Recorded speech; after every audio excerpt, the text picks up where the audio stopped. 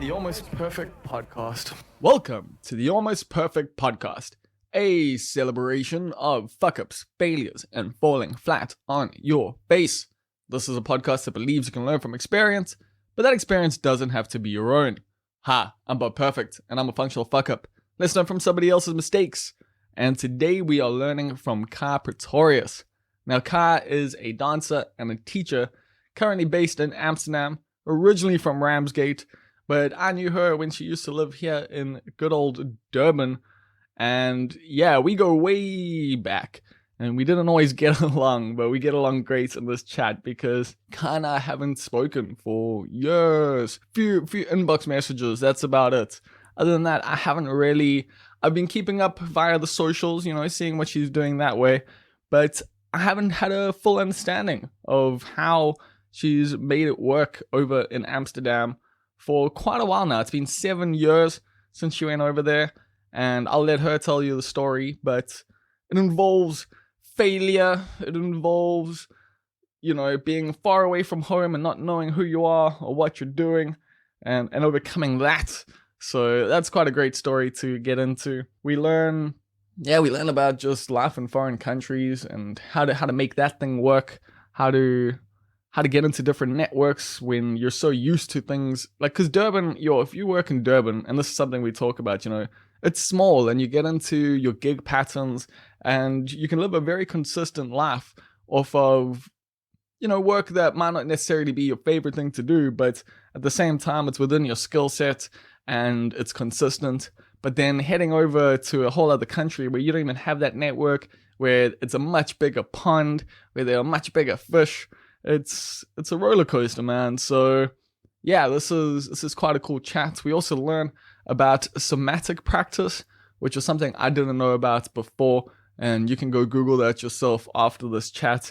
But I found it to be very interesting. We basically get into how the body deals with emotions and trauma and just all the stuff that's built up within you, and how that's had an effect on her dance, on her personal life, on her mental health, on all of it. So yeah, this is such a rad chat. Ka shares so openly, so freely, and has a lot to share.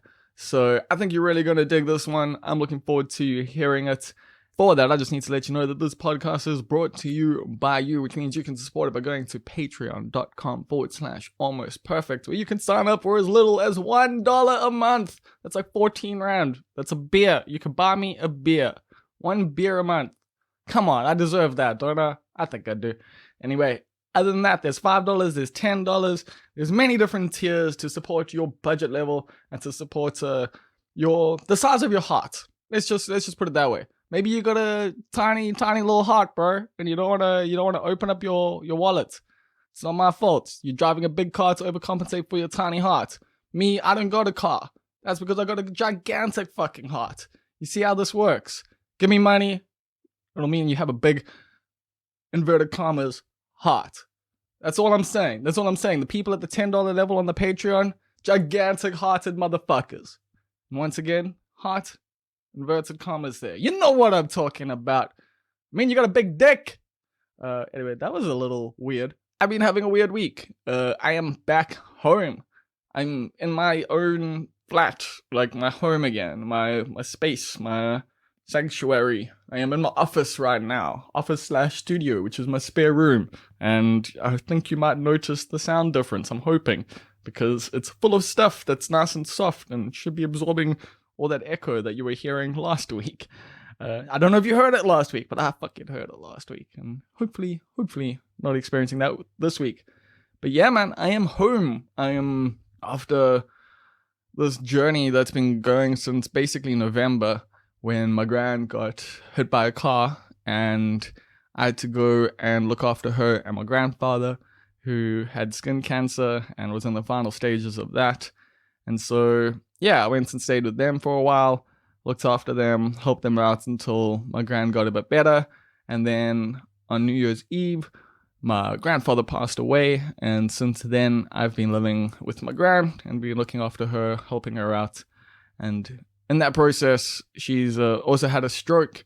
So yeah, it's been quite a roller coaster. It's been very emotional. I've seen and learned things that, I don't know when I would have seen or learned them, about life, about death, about health, about sickness, about aging, man, about losing your mind a little bit, because my gran isn't, her memory's going a bit, and yeah, she's overwhelmed, or being very overwhelmed with this whole moving to Joburg thing, because she's moving to go live with my mom. They're gonna go find a place together and live with all their animals and watch their CSIs and their murder documentaries and all of that together, and their sport. They both love sport, so I'm excited for them. I think it's going to be a great period, but my gran has really had such a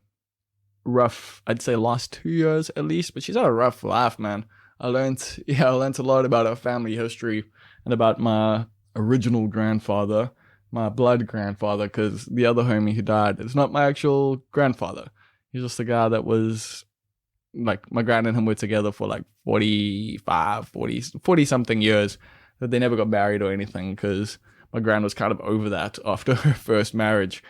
But yeah, I'm sad, that it's over in a way, of course, because I really do appreciate getting this period of time to really get to know my gran, to spend that, quality time, essentially, with my gran, who I hadn't spent as much time with in my 20s as I had when I was younger. She used to come to my sports days and all of that, and used to pick up the slack because my mom worked 2 jobs, so she would help out every now and again.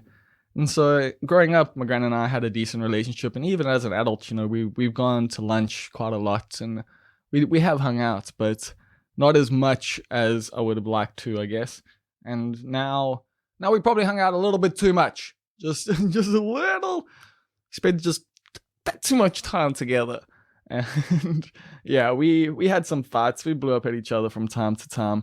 But fuck, yeah, I'm super, super grateful that we did get to spend this time together. And I know it's a morbid thought, but I'm really hoping I get to see her again, and that, yeah, there's many, many more good times to come ahead for the Scott family. Yeah, government names. Although my gran is perfect. Her name, she was born Lynette Irene Pearl Perfect, and then took on Scott when she got married. And that's the family history of one Bob Perfect / Darren Scott. But yeah, I'm home now. I'm gonna be able to focus a bit more on my own shit and try and get that guap, try and get those racks up, and then do some other things. I've got some plans that can't share, but when I share them, I think you'll be pretty stoked for me and the people that it involves. But I ain't saying shit. You can't get me to talk. So yeah, that's where I'm at. Where are you at? I hope you're doing good. Hope you're doing well. Hope you're doing laka. And I hope you're not fucking jumping the queue and exploiting loopholes online to get a fucking vaccine, you fucking cunt. Hey, the Cape Town guy, fuck you, you fucking numpty. Yo, that shit's just fucking deplorable. Like, I get it, because this is South Africa, and we're all about cutting in line, and we're all about knowing a guy, and, getting ahead in line, and just... I mean, that's the thing, that's what we do, it's our national fucking sport, is corruption.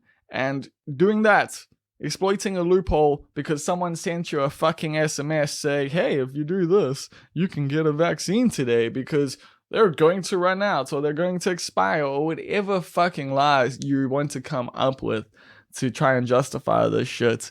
Like, just fuck you, man. There's already been so many issues with the vaccine rollouts in South Africa, and now you want to exploit it. That to me is just deplorable. That to me is just absolutely spineless. It's just, like, I get it, we're all scared and we're all worried and we want to get vaccinated. Like, fuck, like I said on Twitter the other day, I would take 30 tetanus shots to the urethra if it meant that I could get a taste of a vaccine. But not before my fucking mom, not before my fucking gran, Not the fucking people who are healthcare workers who are putting their lives on the line every day to try and make sure that people don't fucking die from this shit. But nah, you just wanna, oh, your homie sent you a fucking SMS and now you're vaccinated ahead of my mom. You see how fucked up that is? Like, it's no way to live, man. It's no way to fucking live. Think. That's all I'm saying. Just fucking think. And I get it. Like, once again, like, we're desperate and we're South African, which means we're corrupt. So people are gonna do shit like this. People have been going to Zimbabwe to fucking get vaccinated. Yeah, anyway, whatever, man. I think I made my point there. Once again, this podcast is brought to you by you, which means it's brought to you by patreon.com/almostperfect. And over at patreon.com/almostperfect, there is a tier. It's called the Titular Titles tier. Now it is a $10 tier. And at this tier, you can become a part of the cast and crew of the Almost Perfect podcast. That's right. I'm giving you a job. You give me money. Like I said, it's South Africa. We are corrupt as fuck. That's how this thing goes. You want a title to put on your CV? Give me $10 a month. You will also get some stickers. After a few months, I'll send you a mug. I know I've got to send a few out at the moment. And I can do that now that I'm back in my glorious Glenwood apartment. So, shout outs. Here they come. Who are we going to start with today? Let's go with a randomization. Shout outs to Tyron Love, who is the pantsless weasel. Shout outs to Karan Slemon, who is the almost perfect hedge fund manager. Shout outs to Neil Green, who is the key grip. Shout outs to Julian, who is the king. Shout outs to Vishendra Naidu, who is our spiritual advisor. Shout outs to our executive producer, Stephen Olivier. Shout outs to Karan Chetty, who is the assistant to the regional manager. Shout out to Chief Sales Officer of Subtle Heresies in the Greater Overberg region, Rousseau. And shout outs to Kath Jenkin, who is the inevitable ruler of the universe, and Queen Swifty. And of course, shout outs to our anonymous benefactor. Once again, if you figure out who the anonymous benefactor is, hit me up, bob@almostperfect.co.za. And I'll send you a pack of stickers. Hey, I'm so fucking generous. Also, you can support the podcast by buying mugs from me. They are 100 Rand each. They have the Almost Perfect logo on them. And 10 Rand from each sale goes to Sasonke. Sasonke is an organization by sex workers for sex workers that is working to decriminalize sex work in South Africa. You can check them out over at sasonke.org.za. And without further ado, here comes the Almost Perfect podcast with Pretorius. So how are you living, Ka? What a question, man. I'm living Kai in Amsterdam. I am, Amsterdam based, have been now for almost 7 years, which is crazy. But yeah, the last year and a half, pandemic wise, kind of like mushed into a strange time warp. But living, dancing, trying to work, trying to find my way, do my thing in Amsterdam, the Netherlands. Yeah, with dance being pretty much the center of my universe, basically. I'm trying to figure out where to go from here. We can talk about Durban or we can talk about Amsterdam, because that's the thing you were saying there. It's been 7 years since you've been living in Amsterdam. And I assume when you moved there, you weren't necessarily expecting that. Or what was the plan? No, totally. That was not the plan at all. The plan was to get on a plane and come to Europe. That was about the sum total of the plan. Pretty good plan. Yeah, I mean, exactly. It was kind of one direction. I picked the Netherlands based on the dance companies that are situated here. It was stylistically what I was kind of hoping to do. And I did a kind of like summer intensive. So I flew over and got into the summer intensive, which was like a couple of weeks learning some styles and choreography. I assume a summer intensive is a program, right? Yeah, exactly. A program, like a little selective program for dancers to get exposed to different choreographers and take class, basically. So that's like the initial reason I came over. And after that, I made some friends in the Netherlands. And yeah, one thing led to another. And then 7 years down the line, and I'm still here. So I don't really know how that happens. I don't think anybody who, moves abroad really knows how they end up where they end up. But yeah, so still here. Durbs is about 7 years. ago now, which just seems like forever. But yeah, we can talk about Durban, of course. I mean, it is your foundations for everything, but I'm slightly more totally. interested in Amsterdam, especially that, yeah, you've managed to make it work for so long, like that Yeah. you've managed to, as for so, from what I know, you've got a dance studio, right? That's how you're making your living. Yeah, so basically, I'm a freelancer. I'm a freelance dancer and teacher. And there's a whole story in kind of how I ended up in teaching, let's say, because if you had asked me 10 years ago if I was going to be a dance teacher, I would have given you a straight no. So it That's wasn't what's out of, interesting to me is like knowing you, like I couldn't at first like imagine that, like, because of how I don't know, my memories of you are that you're quite fiery and don't really teach that much. I was curious what you were going to say there. Yeah, no, like that's, yeah, like you're not Yeah, fair necessarily enough. someone who in my mind would be have the patience to teach people, I guess. But Yeah, yeah, we are 7/8 years away from each other, so I'm sure you've grown a bit. exactly. Yeah, I mean, life teaches you patience, if anything, that's what it's going to teach you. So Amen. yeah, I didn't picture myself teaching, honestly, but I fell in love with it. I would say that it's pretty much the center of what I do right now. I mean, I will always be a dancer and a dance artist. I mean, I struggle with that word a little bit, and we can maybe get into that, Sure. because I think I've struggled to always identify as an artist. For me, has been quite tough. I don't know where that resistance or that fear comes in, but yeah, that word has been tricky for me. But teacher, it just felt right. Like when I put it on my skin, I was like, yes, this feels good. And yeah, I kind of extended the teaching into some forms of like coaching. I got a certification in a somatic practice.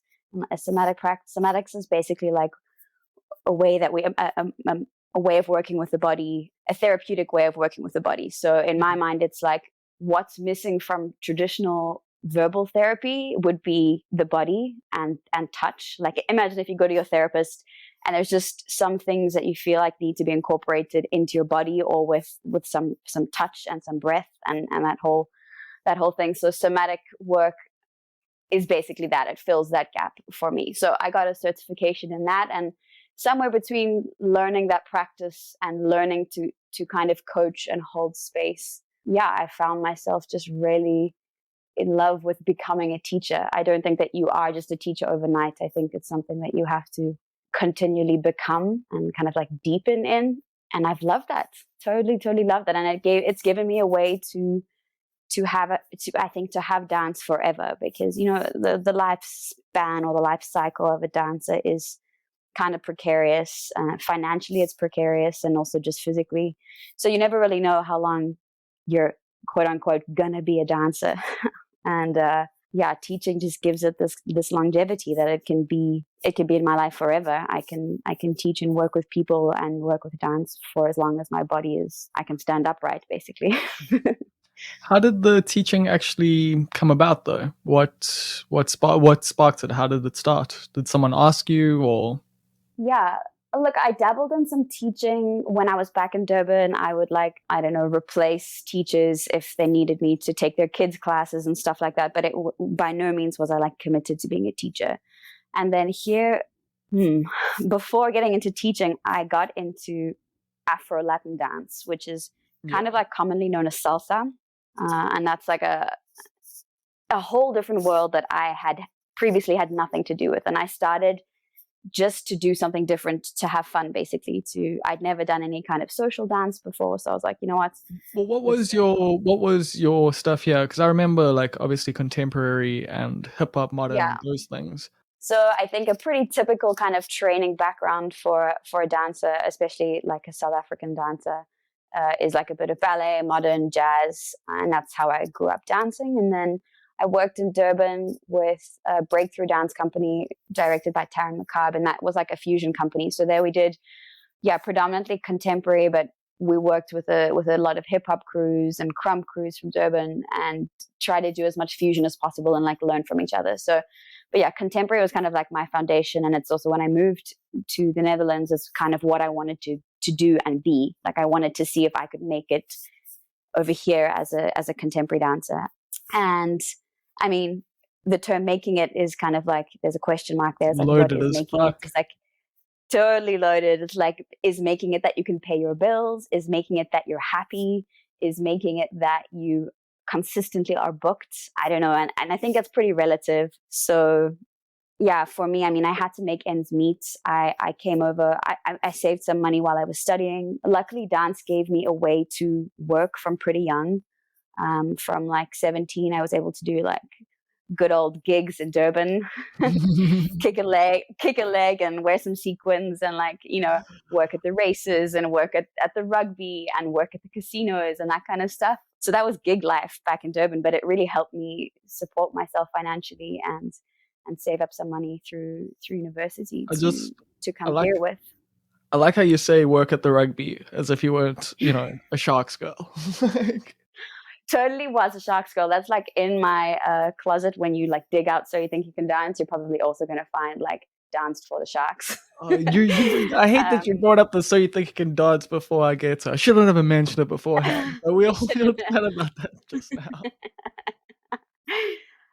Yeah, but I mean, although that's gig life, you know, and when you're a dancer, gig life is a large part of being able to get by financially, at least in South Africa. I mean, here the dance climate is really different, and I would say that there's a lot more money for dancers to earn. It doesn't mean that you're going to earn it if you come here, because there's also a lot more competition for the jobs. Yeah, but there is money to be made. There are grants given. There's funding for projects and residencies. You know, the world gets pretty expansive here. But yeah, gig life in Durban was. The thing is, I think you're speaking to something that a lot of people actually go through, regardless of being a dancer. Like I know for comedians, we have our corporates.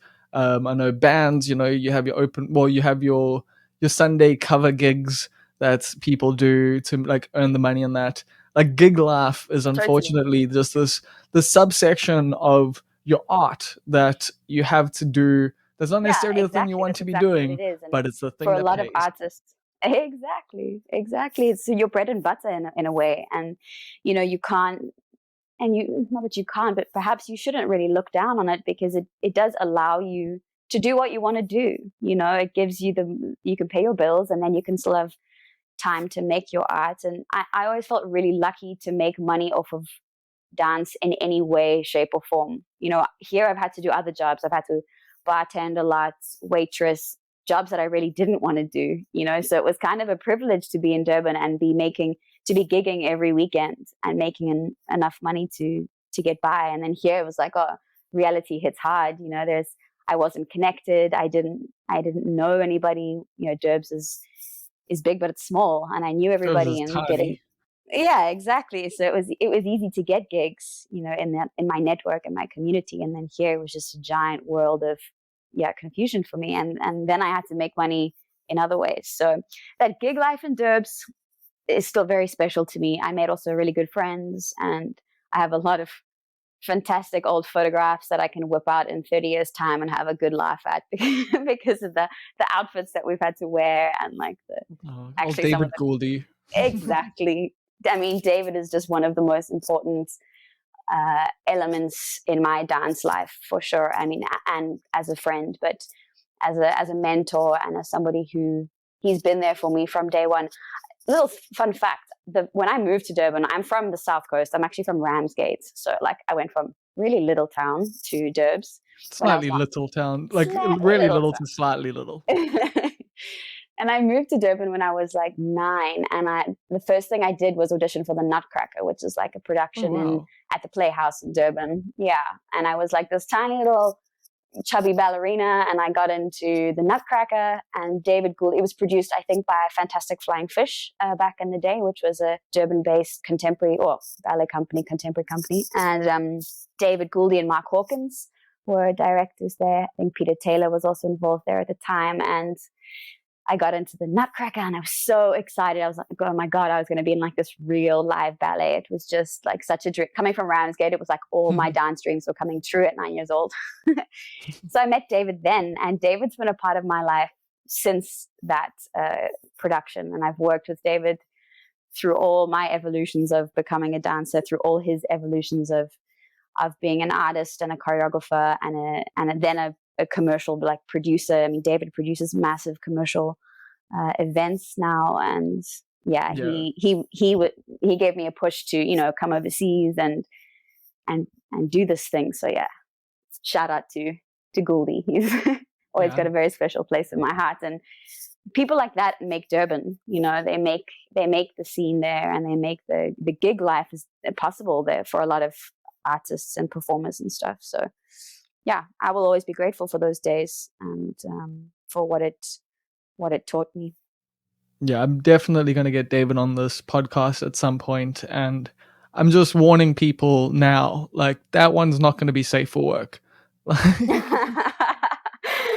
No, not at all. Not at all. But I mean, there are so many stories in that man. It's just going to be, that'll be a delicious, delicious interview. It'll be a 5-part interview. It'll have to be. Totally a 5-part interview with whiskey on the side.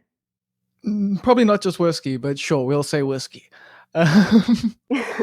So Amsterdam, have you found adjusting to that? It must have taken a while. Like you're saying, you had to do other jobs. You've had to, you know, make connections and stuff. So are there any David Gouldies for you that side? Who's your crew there? You know, how did you find people? How have you managed to network your way into a dance career in Amsterdam? Well, I mean, I definitely didn't find a Gouldie here, but I made some friends, kind of like young dancers the same age as me, looking for the same kind of thing as me when I did the summer intensive when I arrived. And I think one of the most important things when you move to a new country is to try, firstly, integrate yourself with some local people, because Amsterdam is kind of, firstly, it's a massive tourist hotspot, but expats in Amsterdam tend to get stuck in expat circles. And I know the same thing happens in like London as well. I mean, Durbanites all move to London and then everybody hangs out with Durbanites. You know what I mean? I've seen that on Instagram. Like it's literally it's crazy. just it really the same happens. crew of people. Like weren't you guys at the Winston last week? Yeah, like you're drinking beers in a place where the weather is just a lot worse, but it looks kind of like the same crew, you know. And I was pretty conscious about that when I got here. So I was lucky to make a couple of Dutch friends. And I would, if I was going to give advice to anyone moving to a new country, it's like try and make a couple of friends who are local, because it just gives you, especially in the start, it gives you a different feel for the city and for the country. And I think that was pretty useful for me. And I started kind of working on and off with a little company in The Hague, which is in the south of the Netherlands. And those small things, yeah, heard of it. Yeah, those little things made a difference, I think, in how I was able to integrate.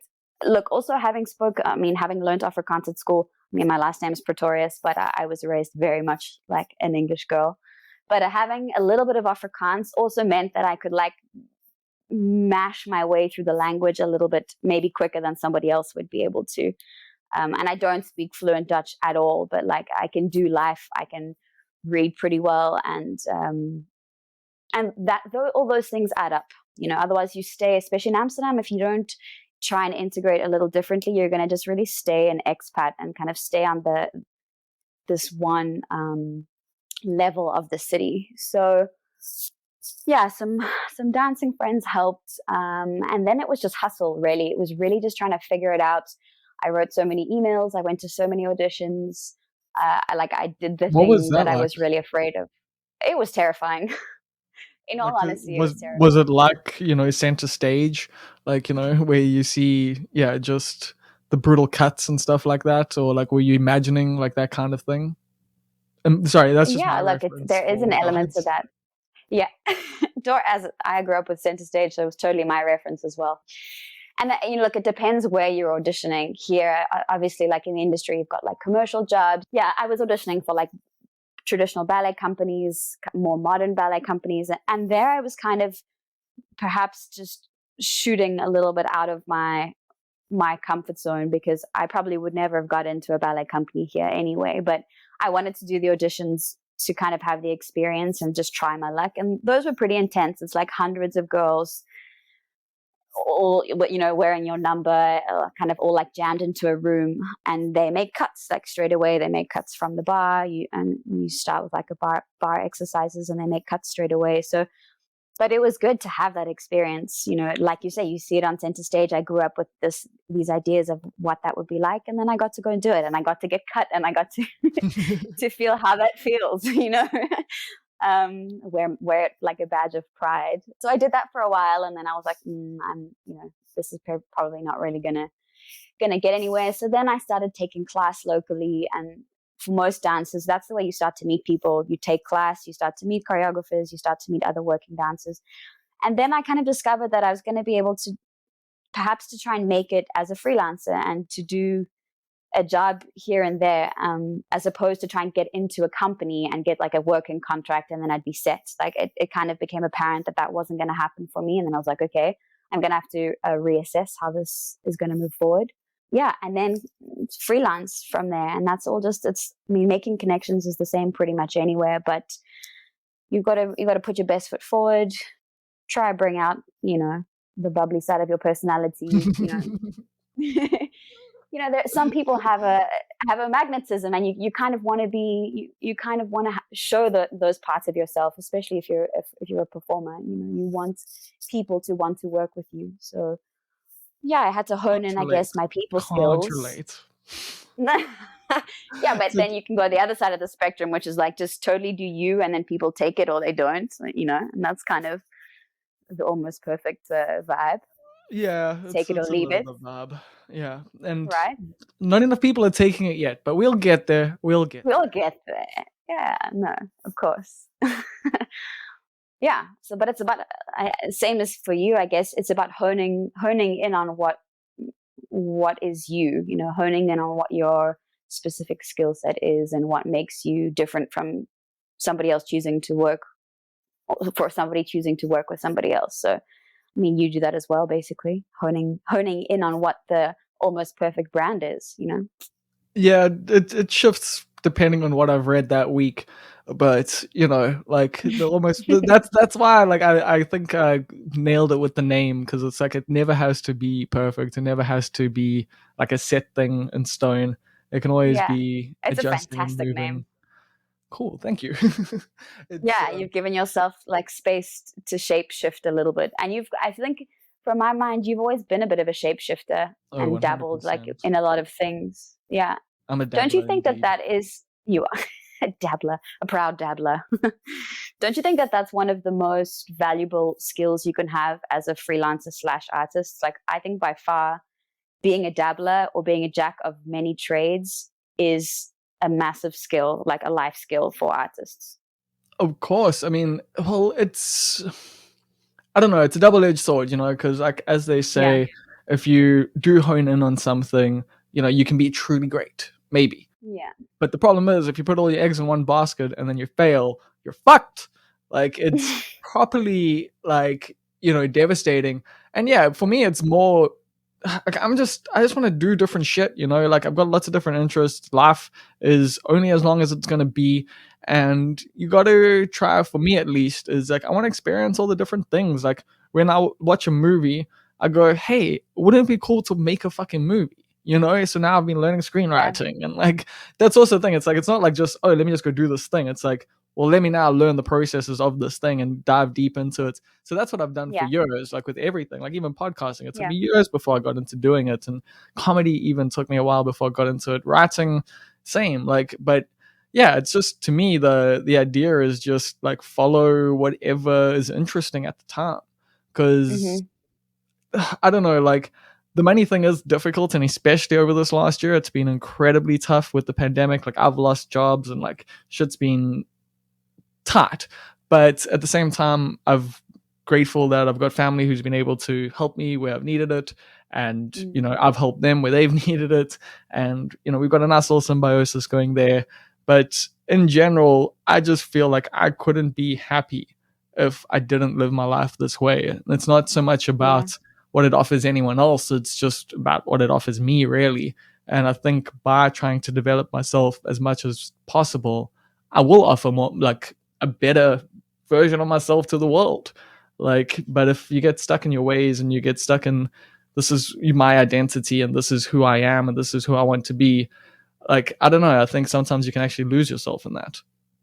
Yeah, I think, yeah, you're right. You can over-identify with that I version used of to, like, yourself. as a teenager, like, that was it. I was a punk, I was a skateboarder, like, I was That's basically how I remember you. exactly.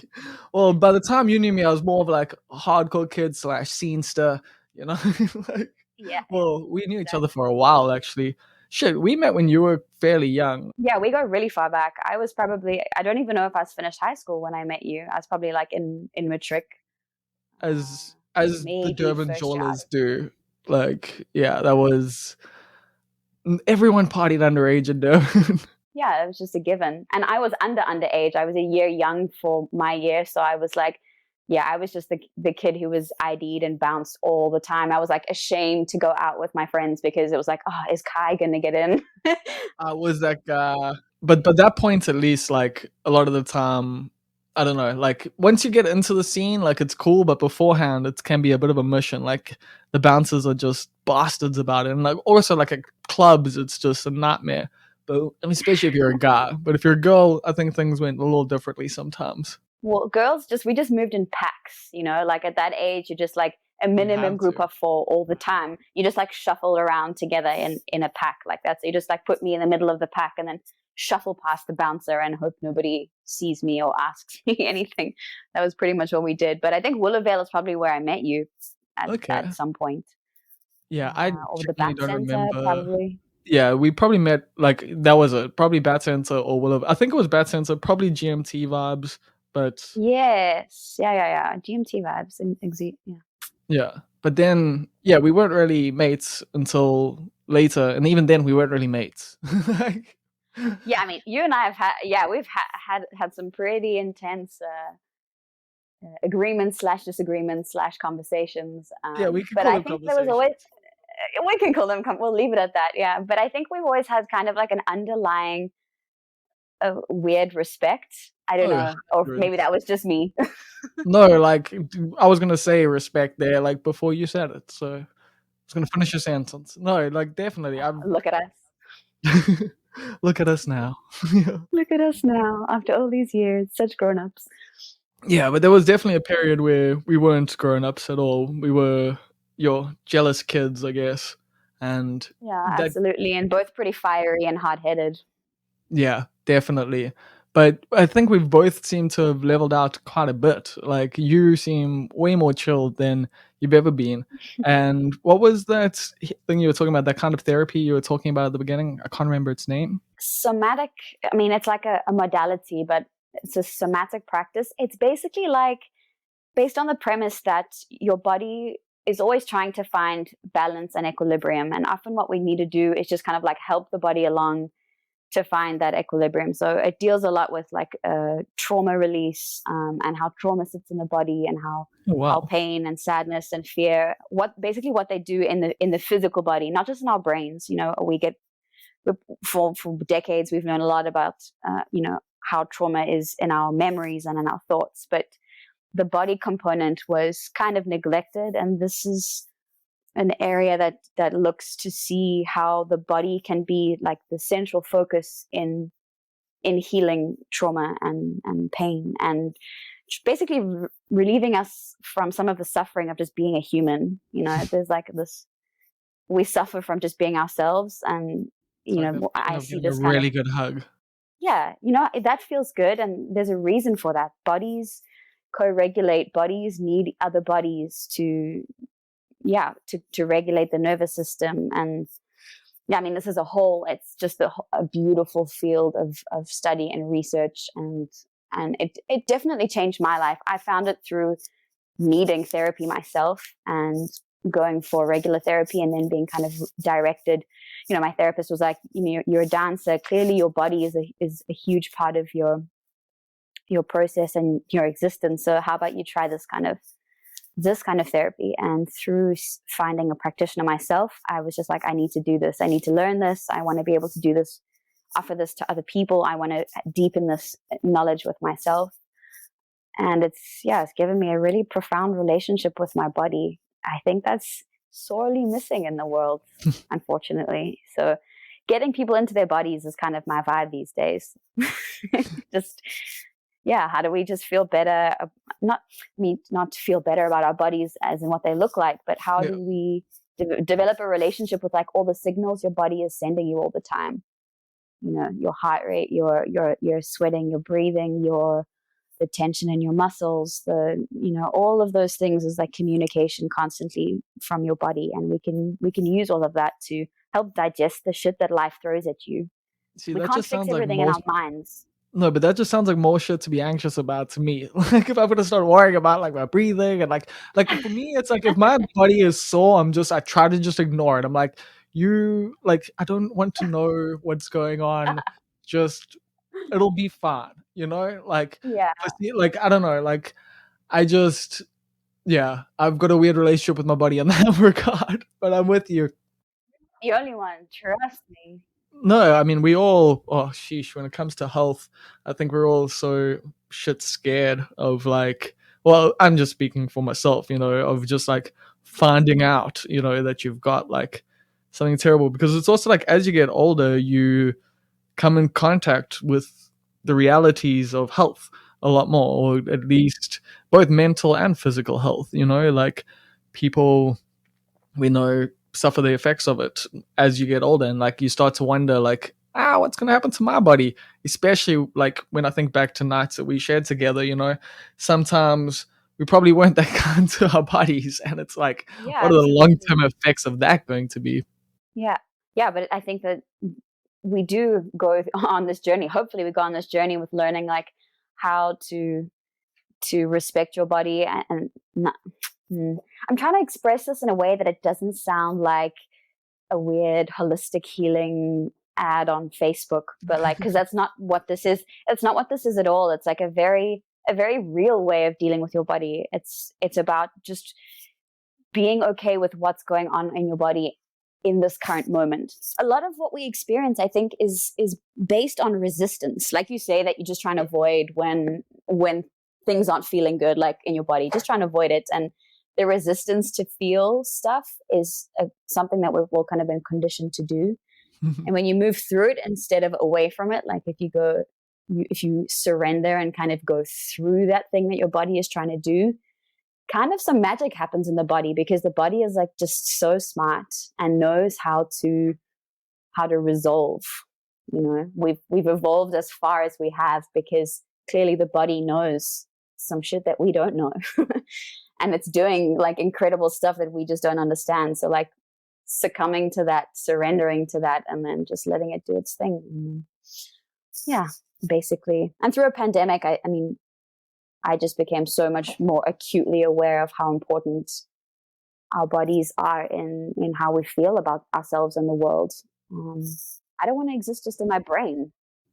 I'm fully with you there, because my brain is a nightmare to be existing, and like if I could actually go and exist in my body for a bit, but like that's the thing, like a good night out, like when you're dancing on the dance floor and it's just like everything's like you've just let go of like everything.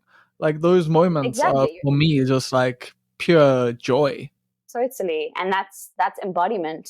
That's exactly what we're saying. It's like removing yourself from this like just brain existence and mind chaos, and just getting into your body, and it just feels so good.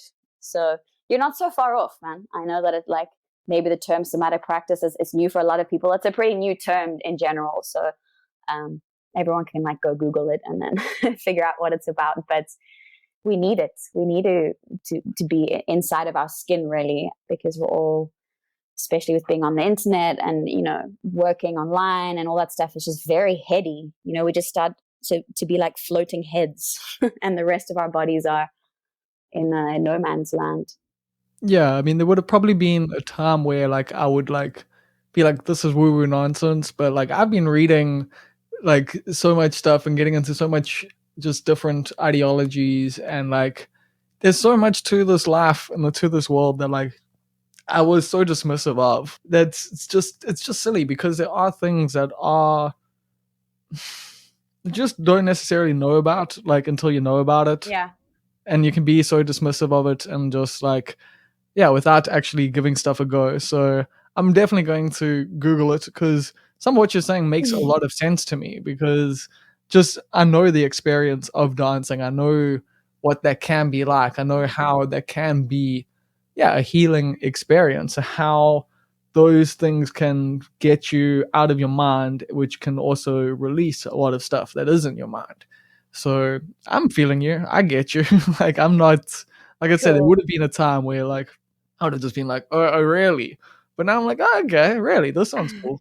But how I much mean, is I'm this? not asking you to like worship any gods or anything. I know like we couldn't go there, but Even with that, I've relaxed a lot more on it. Like, I was gonna say, oh yeah, so how has this affected your dancing? Like, I assume and must like have had a big impact on your dance. totally. I think where it had the biggest impact is probably on my approach to myself. So, you know, when you said let's have this chat, let's do this podcast, and I had to listen to some of the work, and I thought about my own biggest failures. You know, where are my biggest failures, and what do they mean to me? And one of the things that I think I learned very, very late, too late probably, was the kind of courage to fail. And Amen. somatic work and working with my body made me less afraid to fail. I was like textbook overachiever in school. And I think that breeds a kind of person who's not necessarily that resilient because you're not really used to That's stuffing up. fair. You know, I wasn't. I'll be totally honest. I was used to being able to do pretty much everything that I tried to do. And then when the failures do come, because they come at you hard and fast, you know, and especially when I moved abroad, I didn't really feel ready for that. I didn't have that really strong bounce back mechanism that some people have if I they've mean, but experienced. you were quite young. How old were you when you went over? 2014. How old was I then? I think it was like 23, 24, something Yeah, like that. I'm now that's 30, so yeah, 23. yeah, that's young. Like that's sheesh. Like that's quite a hectic time to be in another country, you know, struggling. Yeah, but look, I was always pretty old for my age. You know what I That's mean? Like true. I feel like I was born like I don't know, 15. So I didn't ever really feel too young for anything. I always kind of felt older than I was. But having said that, I didn't have the resilience of an older person. I had the kind of like fragility and sensitivity of someone who was pretty young. So I was confronted with that when I came here to like pursue my dreams and pursue the dancing. And then I realized that my skin had to get, had to get thick, but not thick in a way that I became like cold and callous and a bitch, you know. Just the resilience. I needed to learn to bounce back. I needed to learn not to take things so personally. I took everything super personally. It's probably one of the reasons why you and I used to get into I was gonna those say, heated what, you arguments taking back in the something day. personally? That's so unlike you. I can't imagine What are you that. talking about? No, you and I both Yeah, and probably internalize like what other people are saying and doing to a degree that's not healthy, or at least did. Like, so I know both of yeah, us would like just read each other and just like just be untrusting, and so just take everything yeah, with the unkindest like interpretation. yeah. And you can really create that kind of narrative in your own head. You know what I mean? You don't even know if what you're picking up is true or not. And all of this, Yeah, that's trying to paranoia, bring this baby. back to paranoia, exactly. And that in itself is a kind of trauma response. Like Yeah. not to like deal with heavy shit here, but like the somatic work made me realize that this sensitivity could also just be a trauma response, and there were some things that I needed to like deal with and work through in my body to be able to just be resilient and like dust myself off and like get up and go and try again. And that was a hard lesson, but it was also super beautiful because now I'm on the other side of that and I can take the knocks and I can realize it's not personal. It's not always not everything is your fault. Not everything is your drama. Not everything has to be so big. You can just water off a duck's back. I wanted to learn that, and I think that's what I've been learning. And somatics helped me do that, and that contributed to me being able to be braver as a dancer and as a teacher and as with my uncomfortable word, artist. I then found courage to do things that I didn't have the courage to do when I was 23, 24, 25, because I was overly sensitive back then. Still a sensitive creature. I mean, that's Of course, but why are you still uncomfortable with calling yourself an artist at 30 years old? I don't know. I'm not really, I don't really know where it comes from. Maybe it's got to do with like having, I need to think about this for a second, actually, because this is like a pretty big existential question for me generally. Cool. I have huge respect for so many people in my life that are artists, and I don't really give them the same kind of judgment that I give myself on this topic. So I don't really know whether that's, it's a little bit of work that I've still got left to do with myself, but I'm much more comfortable being known as a teacher than I am being known as an artist. But maybe it's got to do with having a voice, or finding your own voice, finding what it is that you want to say, what it is that I want to say. I've always had a lot of big feelings about things, but to put them into your work, to make your work mean something is very different.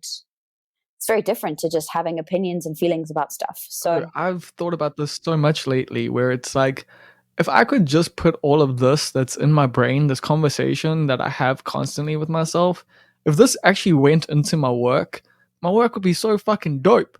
But then when I sit down to write, like, it's just not the same thing. Yeah. So, and I don't know what that is, man. I mean, I don't know if you know what that is, but I don't really have a clean explanation for what that is. I don't know. I need to get more part into of the David journey. Lynch's vibe, because he's just like doing his meditations and picking the little fish. And for me, like, I'm doing the meditations and I'm just thinking, where's the fucking fish? So I don't know. Yeah, I don't know. And maybe that's just part of the process. Whether I call myself an artist or not is not really such a big deal at the end of the day. But that's also why, like, it's not a big word. It's not a big thing. Like, being an artist is just being someone who expresses himself creatively, like, tries to make sense of this world and their existence by going, hey, here's a thing. Here's the thing I made. Exactly. Here's the thing I'm doing. Here's a mode of expression that I want you to partake in with me. And that's it. Like, I think the biggest problem that you have is you think artist is this title of like greatness, where artist is just almost everyone can be an artist and is an artist in their own way. I mean, yeah, there's artistry to so much, and yeah, you could get pretty esoteric when you come to talking about that, like from my side at least, because I don't necessarily think it's this grand thing. I think it's, especially at this point in human history, something that's so common amongst us, like everyone, but that also might just be my like surroundings, I guess, because everyone I know is literally a fucking artist. I might be a little, like, my perception on all of this might be a little fucked up, but like, yeah, like, I do just feel like it's not this heavy thing. I mean, I think being a great artist, being a significant artist, being an artist that the world cares about, those are difficult things to like call yourself or even become. But to just be someone who expresses himself, I don't think you need to put too much into it. No, you're right. I totally agree. And I also, I'm of the opinion as well that everybody is in some way, shape, or form an artist. And so, as I said, I don't know. It's just a weird old judgment of self, I think. But I'll get over that. And you know what? The pandemic has helped me with that a lot, because when this pandemic struck, I was a freelancer, or I'm a freelancer, and I, like most freelancers, lost all of my work and my consistency and my reason for waking up in the morning. It felt like it was all stripped away kind of overnight. Cue the existential crisis, cue all of the like internal dialogue. I'm sure pretty much all creatives and can relate to what happened in our brains and our bodies. I'd say 90% of the people listening know exactly what you're talking about. Yeah, right. It was deep. It was deep, dark, wild, uncharted territory for a lot of us. But I think also for a lot of us, some seeds were planted and some pretty cool things have come out of the last year and a half. And that's how things kind of went for me. And once I crawled out of my hole of despair of a few weeks, I thought, like, let's get back to it. Let's, when you're stripped of the things that provide you with like consistency, you're kind of free to just try anything. And Yep. that's kind of what it felt like happened to me. A little bit of my identity was removed, and then I thought, okay, well, let's just do whatever you want to do right now. And I kind of threw myself into exploring and understanding social media. Up till that point, I had very little to do with my social media. Yeah, you're a little bit of a hippie. Yeah, and I started. Yeah, I would like when you told me I had to like set up my computer. I still have like I went to design school, but still don't like to use a computer. So you can see why design school wasn't the thing for me. But was that just because you needed a piece of paper behind you, or what was that? Look, I love DUT and I love the course. Yeah, it's one of the best good design courses in the country, as far as I know. Yeah, I loved it, and I did love learning the skill. But you know what? When we were talking earlier about being jack of all trades and like kind of a shapeshifter, I was told by somebody once, like just because you find how tires are made interesting doesn't mean you should make tires for a living. A fucking man. So accurate for me. Like I'm the kind of person, I find everything fascinating, and I think I struggled through most of my young life to figure out what direction I needed to go in, because everything was really interesting. And I think design was also just one of those things. I liked art. I thought, it would be useful to be able to work in an ad agency. I don't know, like those kind of naive thoughts. So then I went for it. And you know what? It has been the most handy skill that I have, because I've been able to design everything myself since I moved here. You know what I mean? I've never had to look, I'm not the best designer in the world, but I can put together some branding, and I can put together a logo, and I can, you know what I mean? And I've saved firstly a lot of money being able to do all the design work for not only my personal brand. Yeah, I'm just calculating all the money I've spent on design work and just thinking how much I could have saved. Right? Exactly. I mean, I did pay for design school, but it came back. It definitely came back. And although, I mean, DUT is very, very reasonably priced for the course that you get. It's crazy. But yeah, so that skill has been incredibly handy. And I just like ramped it up during the pandemic, and I learned some like basic video editing, and yeah, I kind of like compounded those skills and then used them to put some content out there that I kind of liked, and try to understand social media a little bit, try to understand Instagram. Yeah, that's where. Yeah, you know what I mean? It's like trial and error.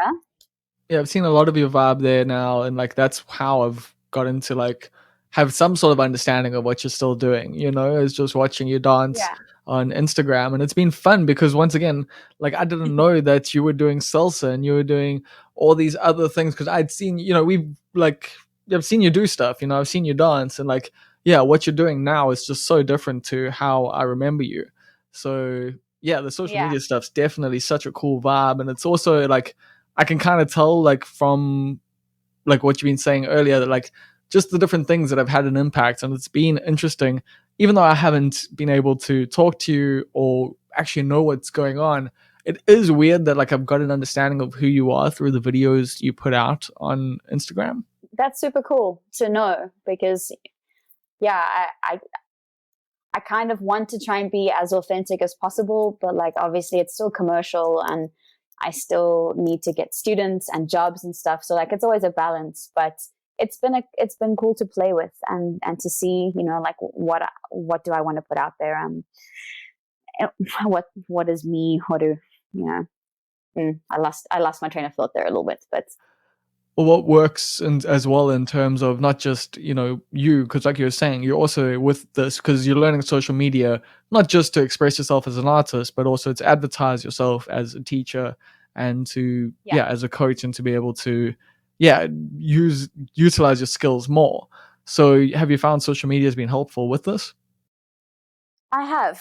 And it's kind of one of those things that it's almost just like obligatory now. Like you have to have a social media presence if you want to work, especially in the salsa industry and in this community. It's a huge community, global community. You'll be amazed. People dance salsa in every single country. Like the places you would never expect to find Latin dance, you will find it. There's something about, there's just something I think about the music. There's something about the warmth of it. There's something about the fact that it's a social dance. The hips, man. Yeah, of course. There's something about it that everybody wants, and that's really cool. And that's kind of why I came to it as well. Just the hips, I just wanted to move my hips. No, that is something that we actually did connect on years and years ago, weirdly enough. Yeah. I don't know if you remember, but yeah, there was a night out where you actually complimented my dancing and said it was because of the hips. I don't know if you remember that, but I remember that. So that's a good memory to hold on to. Oh, for sure. I think when you see somebody who's got that kind of a comfort level with moving in their own skin and their own body, it's just always a joy to see. And that's what salsa or what Afro-Latin dance can give to people, is just get comfortable with not just moving your hips, but also with moving your hips. There are a lot of places in the world where you can go through life and never give your hips a wiggle. Look, Africa is not like that, and South Africa is not like that. South Africans are generally not that shy of moving. We're a culture of peoples that are pretty down to jam whenever, but the rest of the world is not necessarily like that. So then I moved here, and you see that Dutch culture is definitely not as down for a dance, let's say, as South Africans are, but still there's this attraction to Afro-Latin. So is it a little like Dirty Dancing? It's a little like Dirty Dancing. I guess that's the exported idea of it. Yeah, it's much deeper and much more rich than that. That's a whole separate conversation of where the roots of these dances come from. It's Cuba, it's slavery, it's Western Africa. It's so rich, it's so beautiful. And I think also as a South African, there was something about that dynamic that really drew me in. It was almost like a way to understand perhaps a part of our colonial history that's uncomfortable to deal with straight up as a South African, but I could see it through these other stories. I could see it through the stories of these dancers that have moved from Central Africa to the Caribbean to New York City to Italy. This dance has just evolved with the movement of people. So that's been really incredible to become a part of, and I try to move as respectfully as I can into the dancers and the community because of that reason. And I've been really lucky that I have a mentor and a dance partner who does coach me well in kind of the transition, because I had to make a transition. I literally transitioned from contemporary dancer into a salsa dancer, and that took some time. I had to shed some skin and learn how to move differently. There are such different movements. That's the thing that I've noticed. It's what you're doing is so different to how you used to dance. And I was wondering how long that took and what that adjustment is like. Does that take time? Does it take a lot of practice to get to that point, or is it because you've had this experience in other dance that it's a bit easier, or would it be frankly easier if you were new to it? I think it depends on the situation. For me, I will always place a lot of value on the training I've already had and the teachers that I've already learned from, because it's all been stuff that I can add to this mix of what I do now. But I did have to let go of that in a way to learn something new. I had to make space for something new and teach my body to move in a very different way. And that's what my mentor and business partner kind of said to me in the beginning, was you're going to have to first let go of that so that you can learn this, so that you can put this in your skin, and then you'll be able to bring everything kind of back together. So that process took we've been working together since 2017. So it's taken a couple of years, and I'd say in the last 2 years, I'm kind of much more comfortable in the space than I was. But man, it's also about good teachers, good instructors. I can't stress this enough for anybody. It applies to dancers, but I guess it applies to everybody. Look for the right people to train you and to teach you, because of course you can learn a lot on your own. But I think there's this idea now, because of the internet, that everybody can just learn everything they want to learn on their own. Yeah, I'm a little guilty. And we're missing. And there's nothing wrong with that because we are like all leveling up our skills because we learn stuff online. But mentorship there's does something help. about mentorship really does help. And I think that being mentored by someone doesn't just give you the skill. It's basically what your podcast is about. It's also learning from somebody else's mistakes. It's also learning from somebody else's process. And that has huge value, rather than just like plowing your way through it online on your own. Listen to somebody else's story, and a mentor will do that. A good mentor will do that. They'll share stories, significant stories with you that will, I believe, kind of speed up your learning process because you hear about what works for them and what didn't work for them. And yeah, so I've been very lucky my whole life. Actually, I've been really lucky to have good teachers and good mentors, and I'm still lucky today because I have this dance partner who is able to continually do that for me. So yeah, we've got to seek those people out. And although we all want to do it ourselves, like we all want to be self-made, don't forget that learning from somebody else is just incredibly valuable. And it's also less lonely because life can be lonely. And 100%. it's just great to have, it's great to have people around you who are there to coach you and mentor you and have conversations with you. Yeah. Okay, but salsa is also, in my mind, a pretty sexual dance. So how does that work as a dancer? Because in general, this is also something that, like, when I watch dancers, I'm just like, how are you not turned on right now? Like, how? Yeah. It's not possible for you to be doing that and not be turned on. So what is the reality of those situations? Please tell me. All right. I mean, this is also very specific to every individual. I don't think there's any one like blanket way of explaining this. The dances are not sexual. What they are is very embodied. The dances really ask you to just be, how do I say this so that it doesn't sound like too esoteric, but like the dancers ask you to be a very real version of yourself. And the real version of me does involve sensuality and eroticism, but that's not the driving force of the dance. The dances are not about eroticism or sexiness. They're about, I would say, more about fire and the passion of life. That can be the good stuff and the bad stuff. When you learn to do these dances, it's not just about sexiness, but it is about kind of like life force. Connect to it, really let it run through you, let it be in your hips, let it be in your spine. Obviously, when you see things like you see sexy costumes and sexy outfits and whatever, that's like, understand that that's just the way people have decorated a dance. It's not the dance itself. And I think there can be some misconceptions there. The dance is one thing, and then the way that it's decorated and sold is a different thing altogether. So don't judge it by, I would say to people, don't judge a book by its cover. Yeah, don't judge it by how you see it like packaged and sold, because that's not necessarily always the most accurate representation of the dance. And that's, I had to get comfortable with that as well, because I was like, yeah, I kind of had some judgments about it in the beginning too, and I've found a way to be much more comfortable with it, because it's not the dance, it's people, it's people's ideas of it, it's people's promotion, but it's not the dance itself. I think that's the best explanation I can give for it. But also, there's nothing wrong with connecting to your eroticism through dance. I think that's massively valuable. It's something that I myself like to incorporate. Femininity, sensuality, some form of eroticism is gorgeous if you can bring it into your movement and into your dancing. But it's about you. It's about how you feel expressing yourself. It's not really about.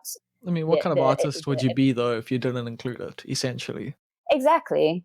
And actually, it's not even an artist, but just a human. Like, it is a part of most of us. And I mean, even the people who don't have nice sex, it's to still a part of their lives. Yeah, exactly. And the social element of this, perhaps maybe that's also where like the sexiness comes in. A lot of people do come to this dance because it's a social dance. So like here, South Africa is starting to develop a pretty decent scene as well. But here the scene is really, big parties. It's a couples dance. So people are constantly dancing with other people. You meet a lot of people, and that social dynamic is also what attracts a lot of people to it. And the dance itself is rooted in being a social dance. It wasn't something practiced in a studio on your own to perform. These dances evolved on the streets for people to connect and to communicate.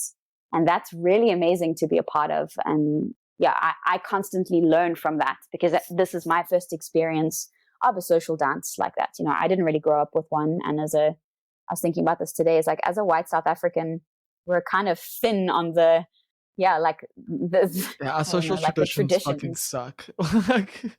Yeah, it's super disappointing. And there's so many other cultures that just have this richness that's lovely to learn from and to experience. You know, you do it respectfully, but it's awesome.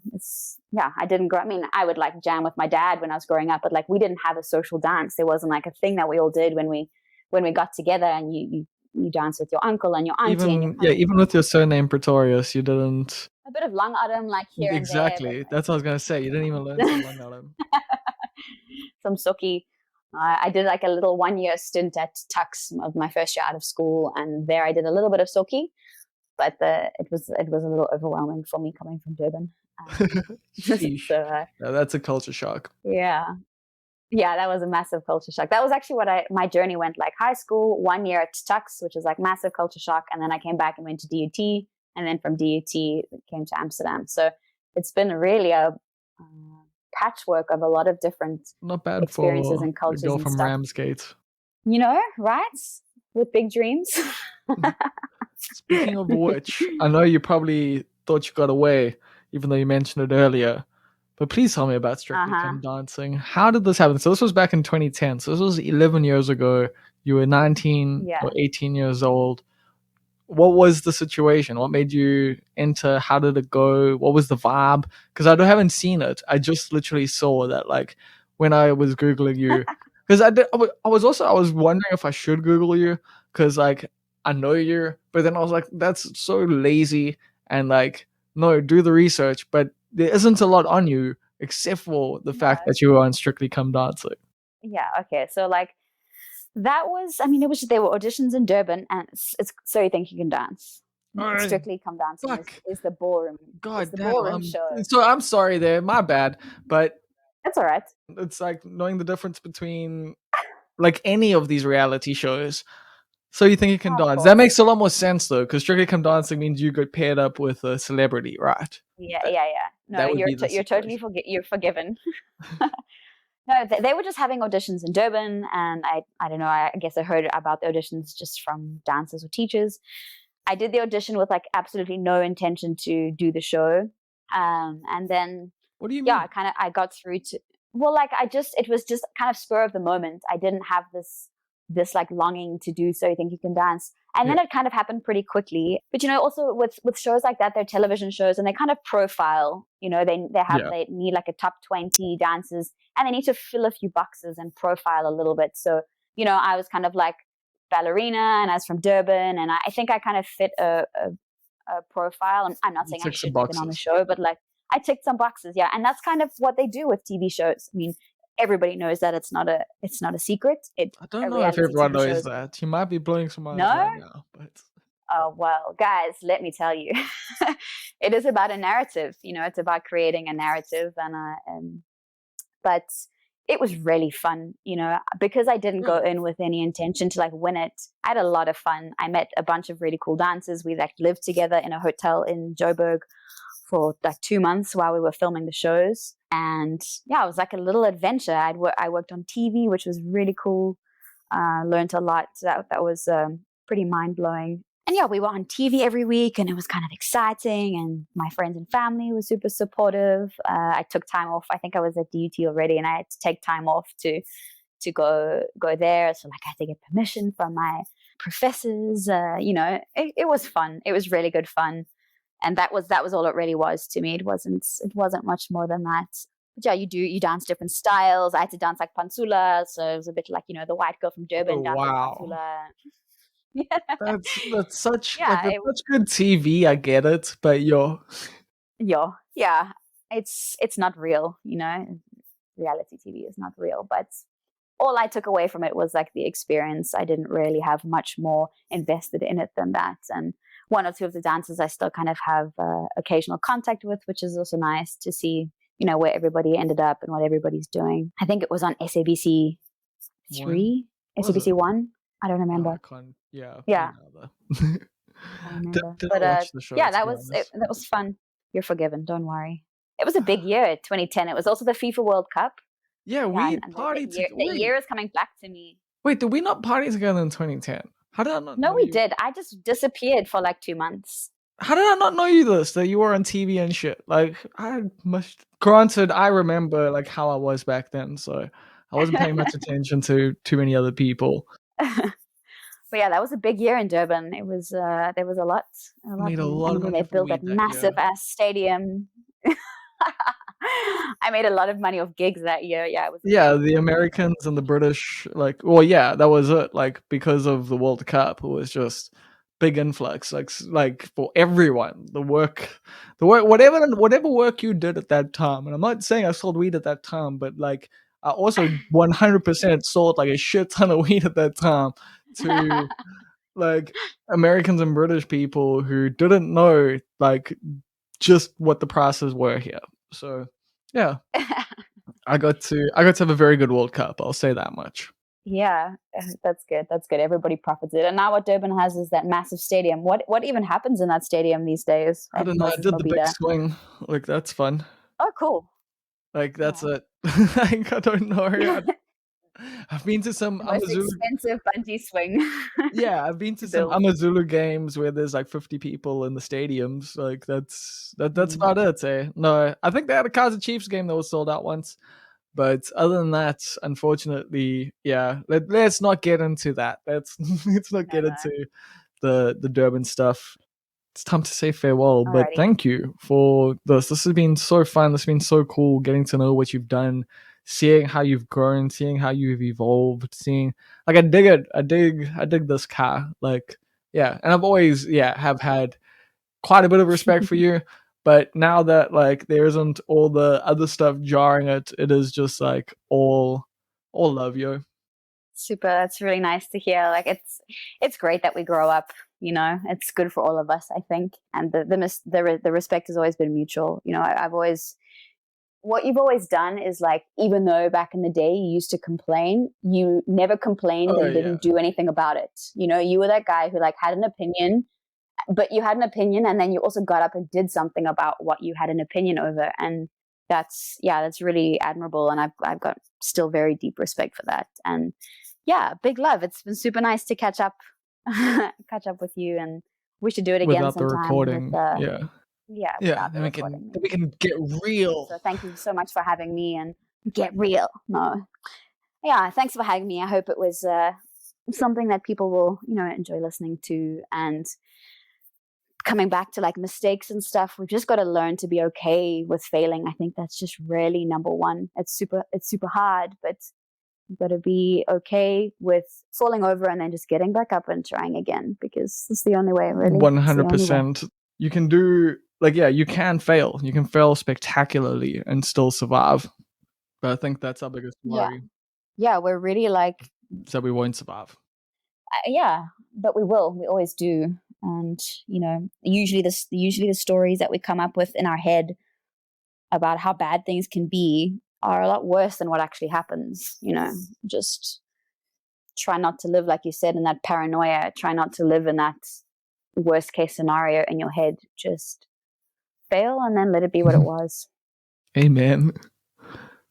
Man, keep doing what you're doing. I'm really happy to see that that you're pursuing these kinds of things, and I'll stay tuned and follow along. Cool. Well, yeah, same. I'm Cool, gonna continue to watch you dance from afar.